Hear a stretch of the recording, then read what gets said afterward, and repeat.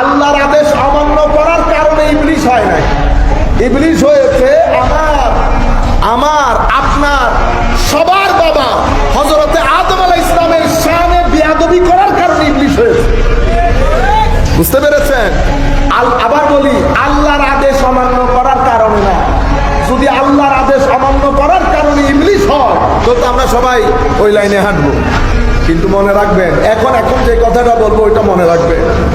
রুয়ে জমিনের মধ্যে আমার নবীর ইশক আছে, ঈমানও আছে, কলমা পড়েছে, কিন্তু মৃত্যুর আগ পর্যন্ত নামাজ দোয়া পড়ে নাই, তাসবিহ তাহলিল যাকাত সওম কোনো কিছুই করে না। কিন্তু এলাকার লোকজন জানতো কলমা পড়েছে, আমার নবীর মহব্বত ছিল। আপনি সেই ব্যক্তিকে ডেফিনেটলি জাহান্নামী বলতে পারবেন না। শরীয়তের দৃষ্টিতে আমার আল্লাহর ইচ্ছে করলে তাকে জান্নাত দিবে, আমার আল্লাহর ইচ্ছে করলে তাকে জাহান্নাম দিবে।